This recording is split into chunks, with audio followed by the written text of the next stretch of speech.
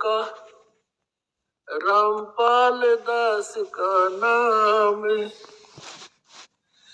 गले प्रेम की जेवड़ी, झांखे तो आ जाऊं मैं, तो करो तो बावड़ू, दूर दूर करो तो जाऊं, जो राखो तो ही रहूं, जो दे वो सुखा,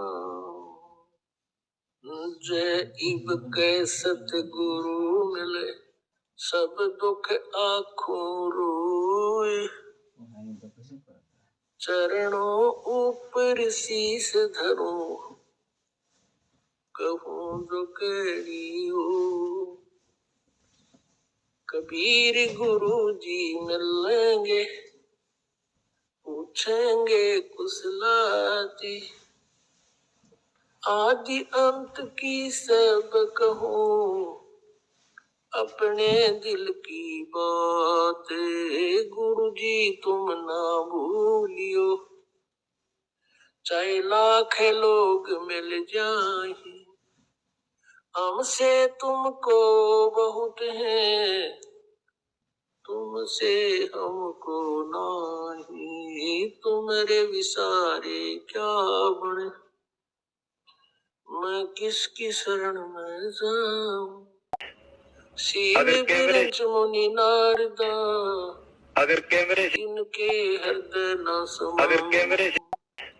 अब गुण किए तो बहुत किए, करत न मानी हारे, बावे बंदा बख्श दियो, गर्दन उतार। अगर कैमरे अब गुण मेरे बाप जी, अगर कैमरे बख्शो गरीब नवाज, जो मैं पूत कपूत हूँ, अगर कैमरे बोर पे तो अगर कैमरे मैं अपराधी जन्म का, अगर कैमरे नख सिक भरे विकार, तुम दाता दुख भंजना, अगर कैमरे मेरी करो समान। अगर कैमरे सूरत अगर कैमरे करो मम साईं, अगर कैमरे हम हैं भव जल माई, आप ही बह जाओगे जो तुम न पकड़ोगे बाण। अगर कैमरे अगर कैमरे छोड़ दया, अगर कैमरे तुम तक हमारी दौड़े, जैसे कागज जहाज का, अगर कैमरे अब सूझत अगर कैमरे न ठोरे। अगर कैमरे पिता परमात्मा पूर्ण अगर ब्रह्म कैमरे सारी सृष्टि के रचनहार कुल मालिक कबीर देव जी, कबीर साहब जी, ये हम सभी आत्माओं के एकमात्र पिता हैं। ये हमारे सृजनहार हैं, हम सभी आत्माओं के ये जनक हैं। ये हमारे मालिक हैं, हमारे पिता हैं। हम सभी काल के जाल में फंसे हुए हैं। इस काल के लोक में हम रहते रहते असंख्य युग हो गए कष्ट उठातों को, और हम इस काल के दुखों को सहन करने के आदी बन गए, क्योंकि हम विवश हैं। और इसी व्यवस्था को हमने अंतिम मान रखा है। अगर कैमरे और वेद ज्ञान तत्व ज्ञानहीन ऋषि संतों, नकली गुरुओं ने, अगर कैमरे झूठे ऋषि वह ऋषियों ने परमात्मा की परिभाषा अज्ञान आधार से हमें बता रखी है, और हमें फाइनल कर रखा है कि जन्म और मृत्यु तो बनी ही रहेगी। इसलिए हमने ये स्वीकार कर लिया कि जन्म और मृत्यु तो सभी का होता है, क्योंकि गीता अध्याय नंबर 4 श्लोक नंबर 5 में स्वयं गीता ज्ञानदाता, जिसको हम सुप्रीम पावर माना करते थे, वो स्वयं कह रहा कि अर्जुन तेरे और मेरे बहुत जन्म हो चुके हैं, तू नहीं जानता मैं जानता हूँ। इस तरह के इन मंत्रों से, श्लोकों से अगर कैमरे से, वो अज्ञानी अगर कैमरे से, ऋषि, महर्षि, गुरुजन अगर कैमरे से, हमें ये प्रमाणित कर देते थे, हमें संतुष्ट कर देते थे कि परमात्मा भी कह रहे हैं। गीता ज्ञान दाता ये कृष्ण जी को मान रहे थे और हम पहले अज्ञान आधार से श्री कृष्ण जी को सुप्रीम पावर माना करते थे। और गीता जी में लिखा कि अर्जुन तेरे और मेरे बहुत जन्म हो लिए तू नहीं जानता। लेकिन ये अज्ञानी इन सदग्रंथों को समझ नहीं सके, अगर कैमरे से, जिस कारण से इन्होंने उन मंत्रों के विषय में कोई जानकारी नहीं दी, अगर कैमरे से, जिसके विषय में स्पष्ट किया हुआ है कि उस पूर्ण परमात्मा जो गीता ज्ञान दाता से अन्य है, उसकी सत भक्ति करने से जन्म और मृत्यु सदा के लिए समाप्त हो सकती है और उस सनातन परम धाम को ये साधक चला जाता है, जहां जाने के बाद फिर लौटकर कभी संसार में नहीं आता। वो अपने ही सदग्रंथों में विद्यमान है। श्रीमद् भगवत गीता अध्याय नंबर 15 के श्लोक नंबर 1 से 4 में स्पष्ट किया है कि तत्वदर्शी संत वो होगा जो उल्टे लटके हुए संसार रूपी वृक्ष के सभी पार्ट्स को बता देगा, उसके सभी विभागों को जानता है, जड़ से लेकर टहनियों तक। वो तत्वदर्शी संत होगा और उस तत्वदर्शी संत के प्राप्ति के पश्चात परमेश्वर के उस परम पद की खोज करनी चाहिए, जहाँ जाने के बाद साधक फिर लौट बच्चों के लिए, इनकी माँ के लिए जितने भी ये सामग्री वगैरह राज सामग्री भेजी है, उसी क्या ये आज परमेश्वर के ने लिए जो या आगे गीता भी जब ज्ञान ये दाता सामग्री से खत्म हो अन्य जाएगी? है, हो गया या कोई भी तो विद इन सब ब्रह्मांडों की हाथों हाथ रचना की आश्रम की है, गाड़ी आएगी अर्थात और संसार इनको रूपी जाएगी साथ साथ में आगे की ओर बढ़ती रहेगी। जब इसी से विस्तार को प्राप्त हुई है। इन अज्ञानियों ने कभी नहीं बताया कि गीता अध्याय नंबर 18 के श्लोक नंबर 62 में गीता ज्ञान दाता कह रहा है कि तू सर्वभाव से उस परमेश्वर की शरण में जा, जिसकी कृपा से तू परम शांति को और सनातन परम धाम को प्राप्त होगा।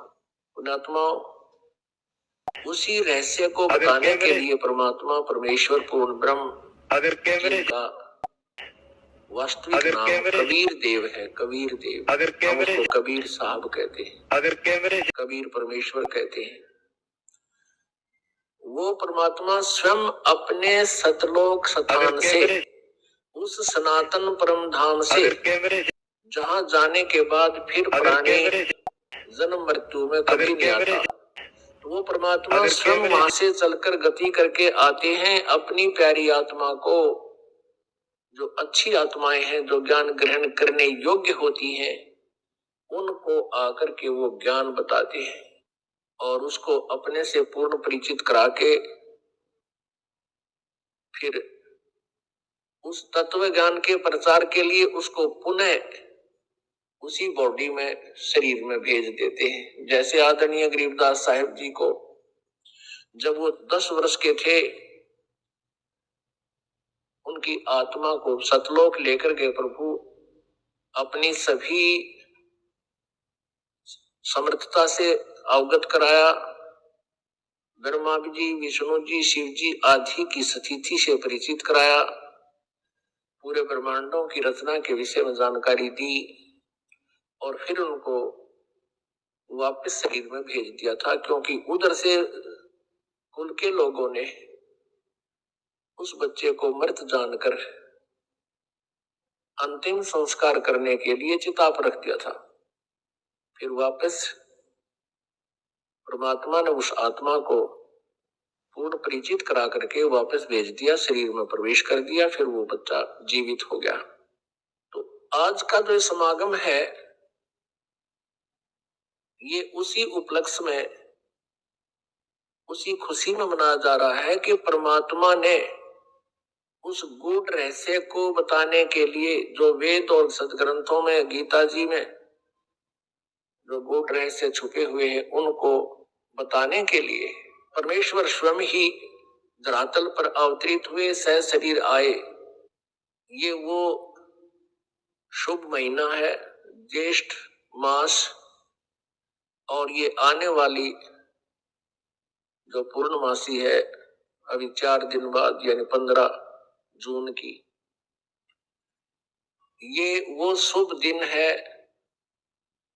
कि वो परमेश्वर कलयुग में सतलोक से चलकर, सनातन परमधाम से चलकर गति करके सह शरीर आए और भारतवर्ष की पवित्र भूमि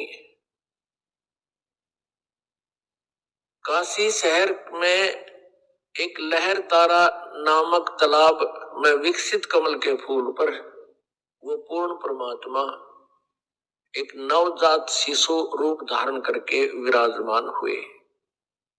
ब्रह्म मुहूर्त सूर्य उदय होने से लगभग 1.5 घंटा पूर्व के समय को ब्रह्म मुहूर्त कहते हैं। उसी समय एक अष्टानंद नाम के ऋषि वो वहां लहर तारा तालाब पर एकांत स्थान देखकर स्नान करते थे और जैसा भी उनके पूज्य गुरुदेव स्वामी रामानंद जी ने जो साधना करने को बता रखा था, वह कुछ देर बैठकर वो सुबह सुबह भगवान का चिंतन भी किया करते थे। स्वामी अष्टानंद जी अपनी साधना करने की तैयारी में थे, स्नान कर चुके थे, आंखें खुली थी और ज्ञान मुद्रा में विराजमान थे। उन्होंने क्या देखा कि आकाश से एक प्रकाश पुंज आ रहा है। प्रकाश का एक गोला सा आता नजर आया। जो ही ऋषि जी ने उसको ध्यान से देखना चाहा, अष्टानंद जी की आंखें चौंधी आ गई। वो उस तेज को, उसकी चरम दृष्टि सहन नहीं कर सकी। आंखें बंद हो गई। आंखें बंद हुई तो क्या देखा, उसमें एक नवजात शिशु का रूप दिखाई दिया। जैसे हम सूर्य की तरफ देखते हैं, हमारी ये चरम दृष्टि आंखें नहीं देख पाती, हम आंखें बंद कर लेते हैं या दूसरी साइड में कर लेते हैं, नीचे को कर लेते हैं।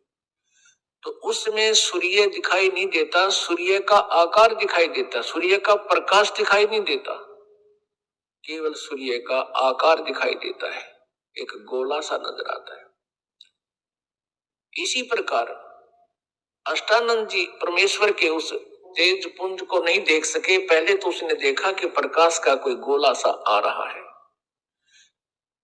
फिर आंखें बंद की, फिर दूसरी साइड किया, फिर इधर किया। क्या देखा कि वो नवजात शिशु का वो प्रकाश रहित रूप दिखाई दे रहा है। जैसे सूर्य को देखने के उपरांत उसका प्रकाश रहित आकार दिखाई देता है। और क्या देखता है अष्टानंद जी के वो प्रकाश एक कमल के फूल पर एकत्रित और अदृश्य हो गया। अंधेरा सा था, वो देख नहीं सका, लेकिन इतना तेज प्रकाश अपने आप गति करके आ रहा था, इससे वो अचंभित बहुत हुआ। और इस रहस्य का भेद जानने के लिए वो तुरंत उठकर अपने पूज्य गुरुदेव महर्षि रामानंद जी पंडित जी के पास पहुंच गया और अपने साथ बीती पूरी घटना का विवरण कह सुनाया और पूछा, गुरुदेव ये मेरी कोई भक्ति की उपलब्धि है या कोई मेरा भ्रम है? ये कोई स्वप्न भी नहीं कह सकते, क्योंकि मैं जागृत और खुली आंखों देख रहा था। स्वामी रामानंद जी को जितना भी अध्यात्म ज्ञान था, उसके आधार से अपने शिष्य अष्टानंद जी की संतुष्टि करने के लिए उन्होंने कहा कि अष्टानंद, आकाश से जब ऐसे प्रकाश पुंज आते हैं तो वो कोई देव आत्मा होती हैं और स्वर्ग लोक से आते हैं। यहाँ किसी माँ के गर्भ में वो प्रवेश करेंगे और फिर जन्म लेंगे और अपना जिस उद्देश्य से वो आते हैं उस कार्य को वो फिर पूरा करेंगे। ऐसे लक्षण महापुरुषों के अवतरित होने के होते हैं। अब जैसा भी उस ऋषि को ज्ञान था, अपने शिष्य को संतुष्ट कर दिया। और कहा कि अष्टानंद तेरी कोई भक्ति की उपलब्धि नहीं है। उधर से क्या हुआ कि एक गौरी शंकर और सरस्वती नाम के पति पत्नी ब्राह्मण थे। भगवान शिव जी के बहुत उपासक थे, कट्टर समर्थक थे, इष्ट रूप में उन्हीं को मानते थे, अन्य किसी देव को वो पूज्य नहीं मानते थे। और निस्वार्थ वो भगवान शिव की कथा सुनाया करते थे, महिमा सुनाया करते थे। जो भी पैसा उनके पास आ जाता था कथा करते समय, तो अधिकतर वो धर्म में लगाया करते थे। उनका कोई संतान नहीं थी, विवाह को लगभग 20-25 वर्ष हो गए थे, उनके कोई संतान नहीं थी, और संतान की चाह उनके हृदय में बहुत घनी थी। रह रहकर भगवान शिव जी से प्रतिदिन प्रार्थना किया करते थे। कुछ दिनों के बाद क्या हुआ कि जो काशी के अन्य ब्राह्मण थे, जो जनता से पैसे लेकर के उनको गुमराह करके पैसे ऐंठा करते थे, उनको लगा कि जो गौरी शंकर है ये निःशुल्क और निस्वार्थ भाव से जनता को कथाएं सुनाता है, और काशी के लोगों की अधिक आस्था इस गौरी शंकर में होती जा रही है। इस कारण से वो ईर्ष्या किया करते थे, लोगों को कहा करते थे कि ये गलत है, ये झूठी कथाएं सुनाता है, उसमें बहुत से दोष निकालते थे। दूसरी तरफ मुसलमान बहुसंख्या में बनारस में थे, वो भी इस बात से परिचित थे कि काशी के अन्य पंडित गौरी शंकर से ईर्ष्या रखते हैं, वो इनके साथ नहीं है। और हिंदू धर्म का अत्यधिक प्रचार बनारस में ये गौरी शंकर कर रहा है, ये शिव जी का पुजारी है। तो उन्होंने ऐसा अवसर देखा कि अब न तो हिंदू गुरु इसके साथ है, उन्होंने अपना जल उस गौरी शंकर के परिवार के पूरे घर में छिड़क दिया। मुसलमानों ने झूठा जल करके सारा छिड़क दिया और जबरदस्ती गौरी शंकर और उसकी पत्नी को पिला दिया। इस दृश्य को वो ईर्ष्या करने वाले अन्य ब्राह्मण देख रहे थे, उनको पता चला। उसी दिन से उन्होंने गौरी शंकर और सरस्वती जी को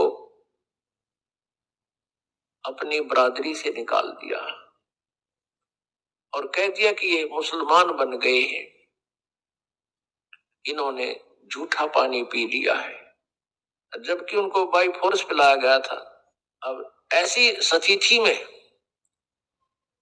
गौरी शंकर ने मुसलमान धर्म को स्वीकार कर लिया, क्योंकि हिंदुओं ने उनका बहुत विरोध कर दिया और गंगा में स्नान करना भी बंद करवा दिया कि अब ये मुसलमान हो गया, ब्राह्मण नहीं रहा, हिंदू नहीं रहा।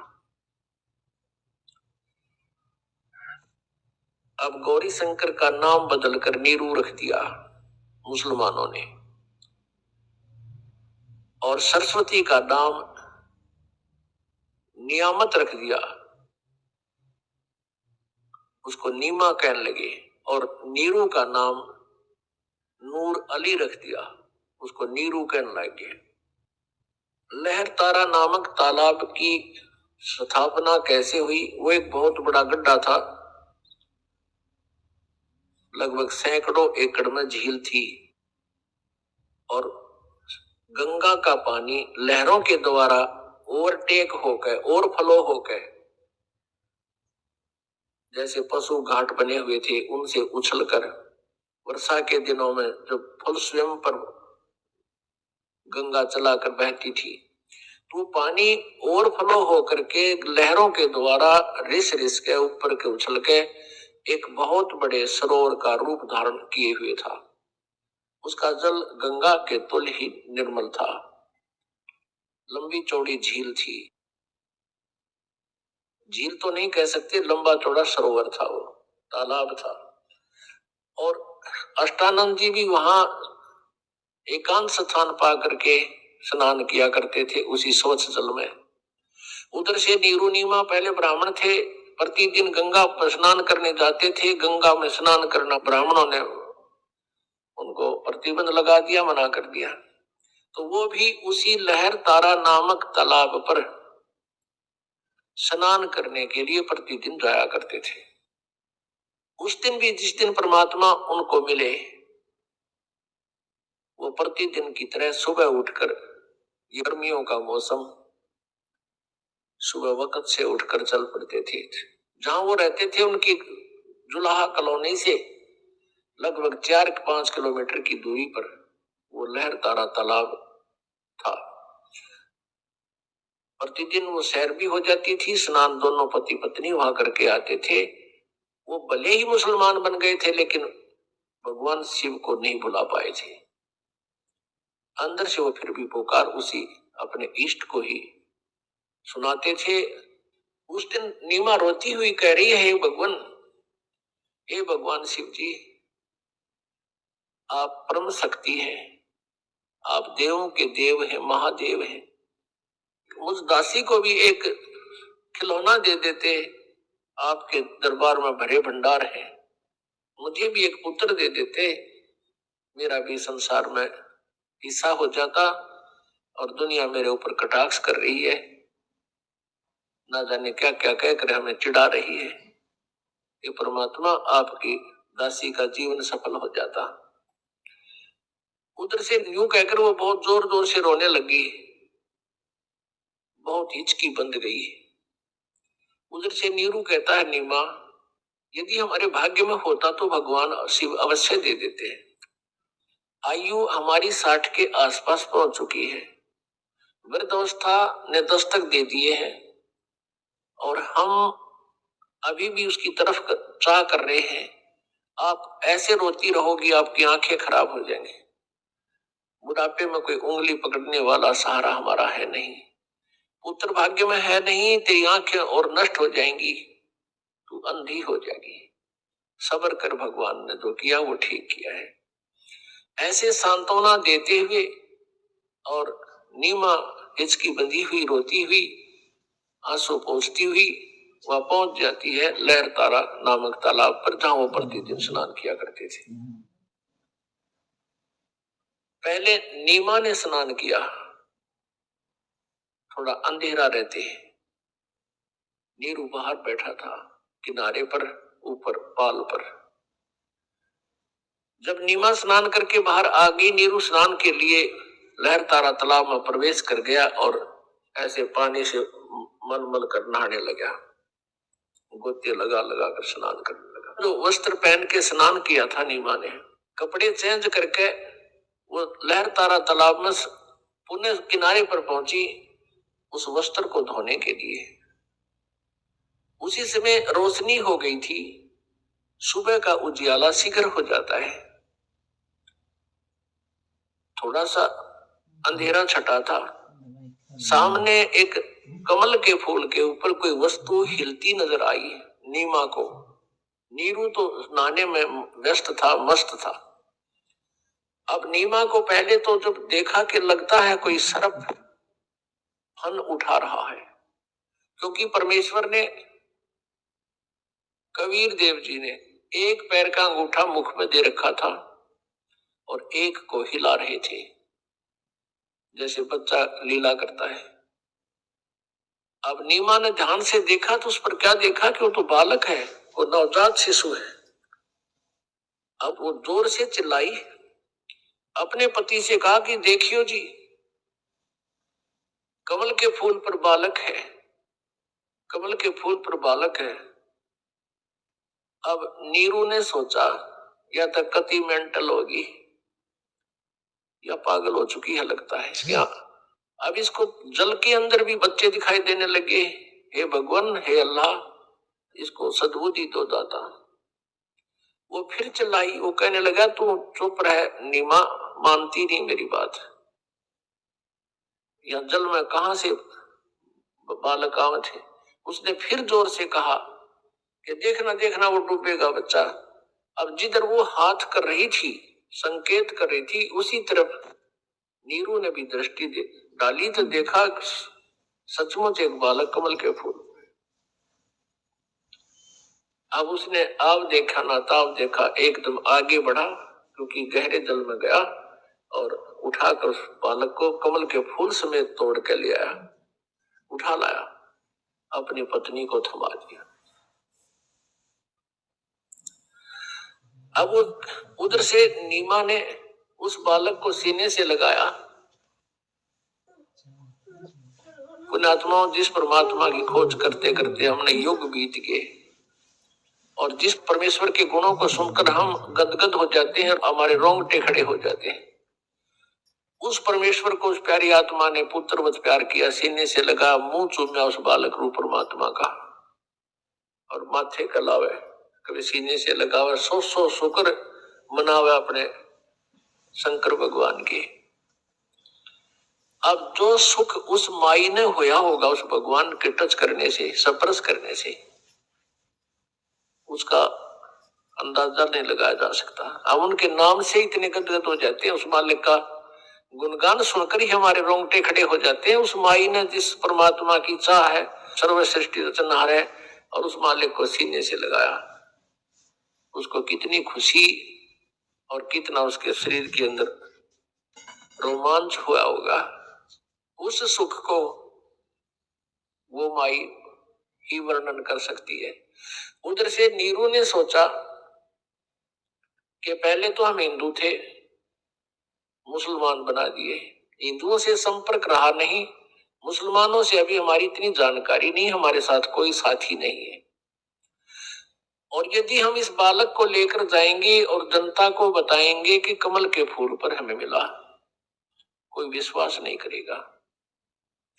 उल्टा कहेंगे कि तुम किसी का बालक चुरा लाए हो, हमारी पिटाई भी कर लेंगे और मार मार कर हमारा हुलिया बिगाड़ेंगे और पूछेंगे बताओ किस बहन का तुम ये बालक उठा कर लाए हो, और हमसे बालक भी छीन लेंगे और नगर निकाला भी दे देंगे। ये सारा जुगाड़ सोच कर, सारे विचार लगा करके नीरू ने अपनी पत्नी से कहा, नीमा इस बालक को यहीं छोड़ दे, और उसको सारी स्थिति से परिचित करा दिया कि हमारे साथ ऐसा ऐसा हो सकता है। तो नीमा ने कहा, जी इस बालक ने ना जाने क्या जादू कर दिया मेरे ऊपर, मैं इसको त्याग नहीं सकती, मेरे बस की बात नहीं। इसने जो मेरे अंदर अट्रैक्शन पैदा कर दी, ये मेरे बस की बात नहीं, मैं मर सकती हूँ। जैसे सर्प से कोई मणि छीन ले, फन पटक पटक कर मर जाता है। अब इसके बिछुड़ जाने से मेरी वही स्थिति हो जाएगी, मैं नहीं त्याग सकती। नीरू ने बहुत कुछ समझाया और प्यार दिया। वो कभी अपनी पत्नी को गुस्से से नहीं बोला था, क्योंकि वो समझता था कि ये पहले बहुत दुखी है, संसार के व्यंग सुन सुनकर ये दुखी है, ये निसंतान है, ये बांझ है, पता नहीं ये संसार कितने प्रकार से पीड़ित करता है। वो उसको बहुत प्यार देता था, वो एक पति का प्यार भी देता था और एक पिता का भी। तो उसने उस दिन कहा कि नीमा तू बहुत जिद्दी हो गई है, मेरा नाजायज फायदा उठा रही है, मैं तेरे को आज तक कभी गुस्से से भी नहीं बोला, तो इतनी जिद्दी हो गई है कि आगा पीछा नहीं देख रही है, और ये पिछला हमारा क्या हाल हो गया है, आगे और ना जाने क्या होगा। नीमा नहीं मानी। तो उस दिन पहली बार अपनी पत्नी की तरफ उसने थप्पड़ मारने के लिए हाथ उठाया, रोते हुए, आंखों में आंसू है। तब नवजात शिशु बोलते हैं परमात्मा कि नीरू तुम्हारे लिए मैं आया हूं, मुझे घर ले चलो, तुम्हें कोई कुछ नहीं कहेगा। अब नीरू का हाथ वहीं का वहीं रुक गया और सोचा ये कोई फरिश्ता है, ये कोई सिद्ध पुरुष है, नहीं तो कमल के फूल के ऊपर बच्चा कैसे स्थिर हो सकता है। उसको फिर सारी बात याद आ गई कि ये कोई सिद्ध पुरुष है, सिद्धि वाला हंस है, भले ये बालक रूप में है लेकिन सिद्धि तो उसी तरह काम करती है, वचन से काम करती है। अब नीरू चुप करके आगे आगे चल पड़ा, पीछे पीछे उसकी पत्नी परमात्मा का शुक्र मनाते हुए, और उस ओरिजिनल गॉड को साथ लिए हुए चल रही है, गोदी में लेकर चल रही है। उस कंप्लीट गॉड को, पूर्ण परमात्मा को गोदी में लिए हुए जा रही है। अपनात्मा जो ही नगर में पता चला कि नीरू को लहर तारा नामक तालाब पर कमल के फूल पर एक बालक प्राप्त हुआ है, और उस बालक को जो भी देखता था आश्चर्यचकित हो जाता था। इतना सुंदर शरीर, इतना कोमल शरीर, इतना हैंडसम वो बच्चा कभी कोई देखा ना सुना। उसका नूर आम बालक जैसा शरीर नहीं था, इतना नूर था उनके शरीर पर, इतना परमात्मा का सुंदर शरीर था। तो पूरी काशी में जैसे कहते हैं दावानल फैल जाती है, जंगल की आग बढ़ जाती है बहुत तेजी से। अब पूरी काशी नगरी उमड़ कर आन लगी, गीत गाते हुए, जैसे किसी का ब्याह में जाया करती पहले बहने गीत गाती हुई, ऐसे झुंड के झुंड आ रहे हैं और वहां परमात्मा के दर्शन कर रहे हैं। कोई कुछ कह रहा है, कोई कहता ये तो भगवान शिव का स्वरूप है, कोई कहता ये तो विष्णु जी अवतरित हुए हैं, कोई कहता ये तो ब्रह्मा जैसे खूबसूरत है, कोई कहे ये देव है, कोई व्यक्ति कह रहा है कि ये तो कोई गण है, ये कोई भूत प्रेत है, बोलता भी है छोटा सा बच्चा। इस तरह की प्लस माइनस बातें सुनकर नीमा बहुत दुखी हो रही थी। कोई तो भूत कहे था, कोई प्रेत कहे, कोई भैरव बतावे, और कोई ब्रह्मा विष्णु महेश की आत्मा बतावे। आदरणीय गरीबदास साहिब जी ने जो परमात्मा से परिचित हुए थे, उन्होंने अपनी अमृतवाणी में परमेश्वर की वो सब लीला ज्यों की तो चित्रित की है। जैसे गरीबदास साहिब जी का जन्म सन 1717 यानी संवत 1774 में गांव छुडानी, जिला झज्जर, हरियाणा में हुआ, और परमात्मा का उसमें अवतरण सन 1398 में, सन 1398 में यानी संवत 1455 में, लगभग 300 वर्ष के बाद कबीर परमेश्वर जी पुणे मिले थे उस गरीबदास साहिब जी को। अभी आपको बताया कि सतलोक उनकी आत्मा को लेकर गए, वापस छोड़ा और उनको दिव्य दृष्टि दे दी, उनका ज्ञान योग खोल दिया। इस दिव्य दृष्टि की भी रेंज होती है। जैसे संजय को दिव्य दृष्टि दी थी वेद व्यास जी ने, दिल्ली में बैठकर वो कुरुक्षेत्र के मैदान में युद्ध देख रहा था, उसकी दिव्य दृष्टि की अक्षमता से केवल वहीं तक थी, उसे आगे और ऊपर वो कुछ नहीं देख सकता था। ऐसे जैसे ये दूरबीन होती है, इनकी क्षमता होती है, रेंज होती है, किसी की तो 2 किलोमीटर, किसी की 100 किलोमीटर आकाश के ग्रहों तक देख लेती है।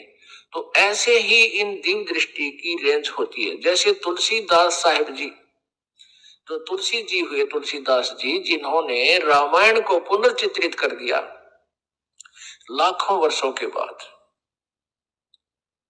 इसी प्रकार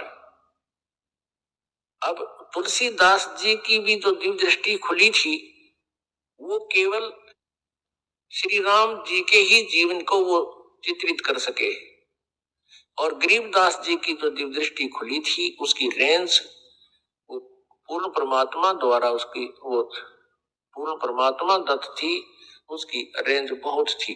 करोड़ों अरबों वर्ष पहले के और भविष्य के सभी रहस्य उद्घाटन गरीबदास साहिब जी ने परमात्मा के बारे में अपने अमृत वचनों में किए हुए हैं। उसी आधार से गरीबदास जी ने परमेश्वर कबीर जी की उस समय हुई घटना, वो लीला सन 1398 से लेकर आगे तक, और उससे पहले परमात्मा कब कब आए थे, और कैसे उनका अवतरण हुआ था, वो सब विवरण दिया। तो गरीबदास साहिब जी ने अपनी अमृत वाणी में बताया कि ना सतगुरु जननी जने उनके माना बाप, पिंड ब्रह्मांड से रहित है जहां न तीनों ताप। वो परमात्मा कबीर परमेश्वर जी हैं जो उनका जन्म किसी मां से नहीं हुआ।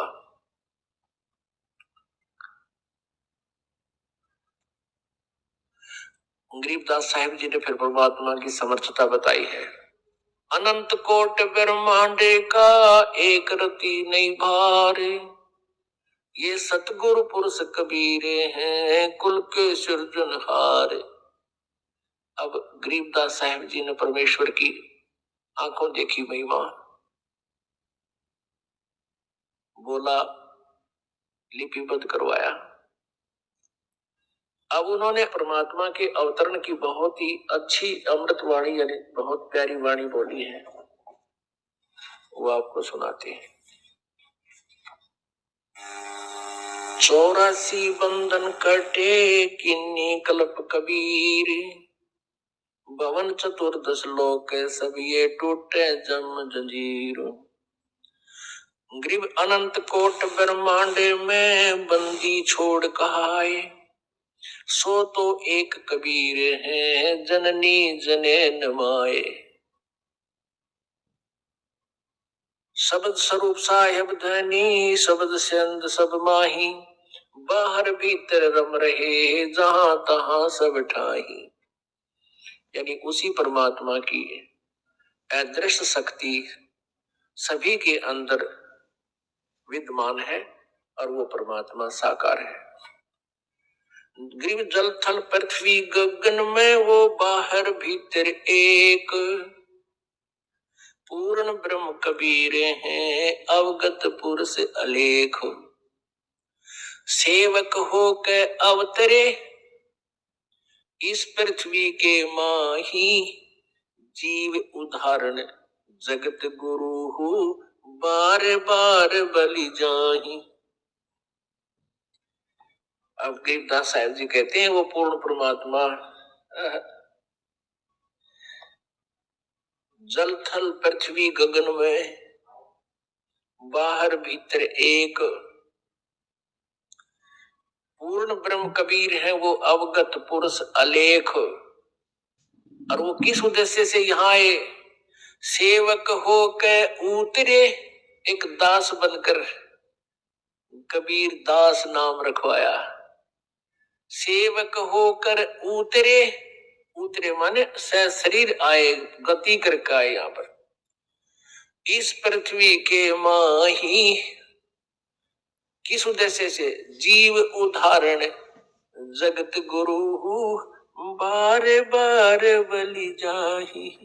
गरीबदास जी कहते हैं हम जीवों का उद्धार करने के लिए वो परमात्मा सशरीर अवतरित हुए, और कहते हैं जीव उदाहरण के लिए वो जगत गुरु सारी पृथ्वी को ज्ञान देने के उद्देश्य से सबका गुरु बनकर, और कहते हैं उसको बार बार बलिहारी जाऊं उस परमात्मा पर जिसने ऐसी दया करी हम काल के जाल में फंसे हुए प्राणियों पर।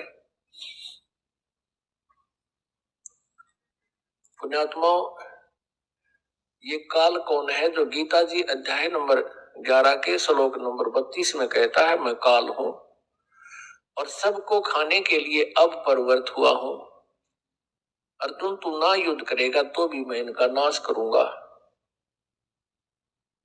तो वो काल कौन है? वो श्री कृष्ण काल नहीं है। श्री कृष्ण नहीं बोल रहे थे, श्री कृष्ण में एक भूत बोल रहा था, एक प्रेत की तरह बोल रहा था। कौन? ये ब्रह्म बोल रहा था, जिसको वैदिक धर्म वाले जिसको ब्रह्म कहते हैं, और संत मते को उसको ज्योत स्वरूपी निरंजन कहते हैं, काल निरंजन भी कहते हैं।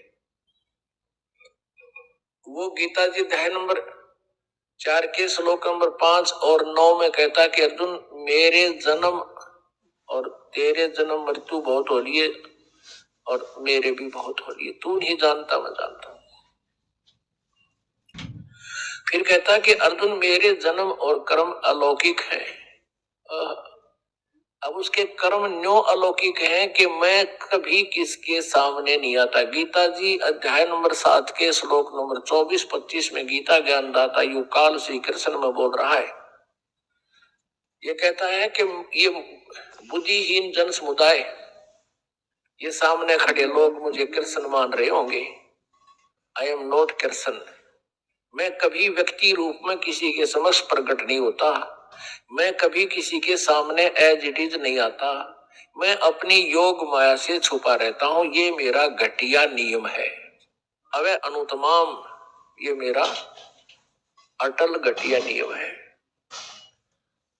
तो वो कहता है इसी आधार से मैं किसी के सामने नहीं आता। तो ऐसे जन्म और कर्म अलौकिक हैं। कर्म तो ऐसे अलौकिक है कि वो किसी में प्रवेश करके और जो करना कराना है वो कर देता है, और भला बुरा जिसके अंदर वो प्रवेश करके करता है इस क्रिया को, उसी के निमित्त हो जाता है। जैसे एक बार गंधर्वों का और नागों का आपस में झगड़ा हो गया। गंधर्वों ने नागों को हरा दिया। नागों ने फिर प्रार्थना की, भगवान की स्तुति की। युगकाल विष्णु रूप में प्रकट हो गया और कहा कि तुम एक राजा ससाद है, उसको लड़ने के लिए तैयार करो।